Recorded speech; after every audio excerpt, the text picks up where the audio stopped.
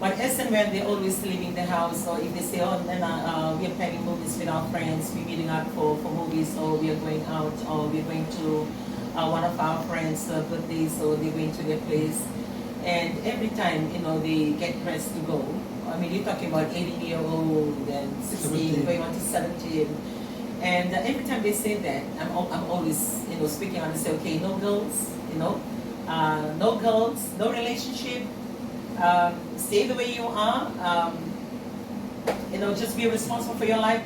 And Joshua, my grandson, will be the first one to say, no, don't talk to me about that. You can talk to the others about that. I know what I want, and I know exactly what I'm doing. And that's one thing that I'm really blessed. I can say that for my grandson, he take the teaching on, and just by hearing him, I've never had any problem. I mean, he's studying 18.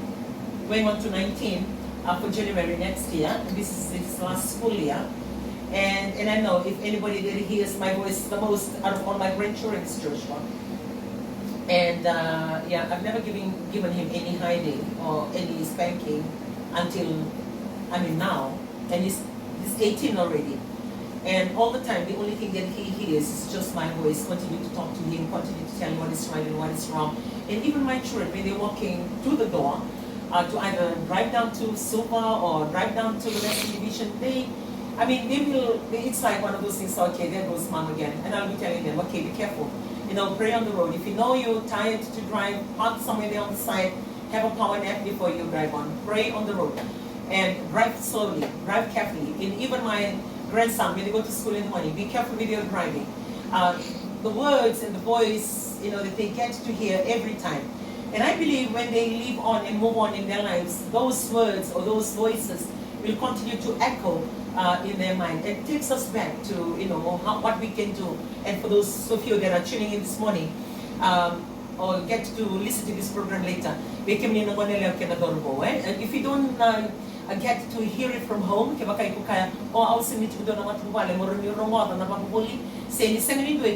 nobody tells me. So we want to be that voice to your life today. We want to be that voice to your life today. Or find a church or go to a place that you can learn a lot of things from, to be exposed, other than thinking that that's it, that's your life.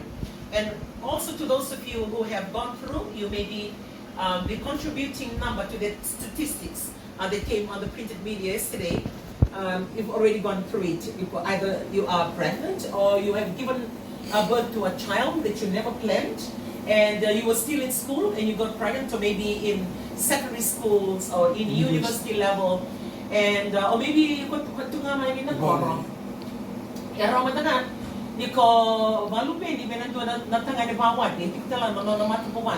you become that. So, look, I want you to hear and know today that's not the end. That's not the end. Pick up the pieces, stand up, learn from whatever you have done, learn from your mistake, love that child who doesn't know the situation and what you have gone through, for them to be born.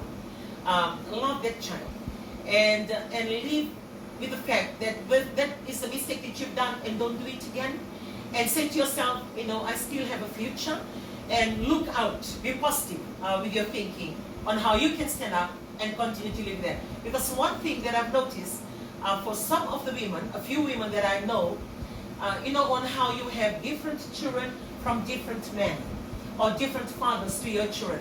Because you didn't learn from the first one. There's no conviction that what you did was wrong. So and then you lack that confidence in your life to think that you're valuable, that you have so much value in your life, to deserve something better. But you continue to allow your life to be used by men and abused. Don't allow that. Your life is so precious.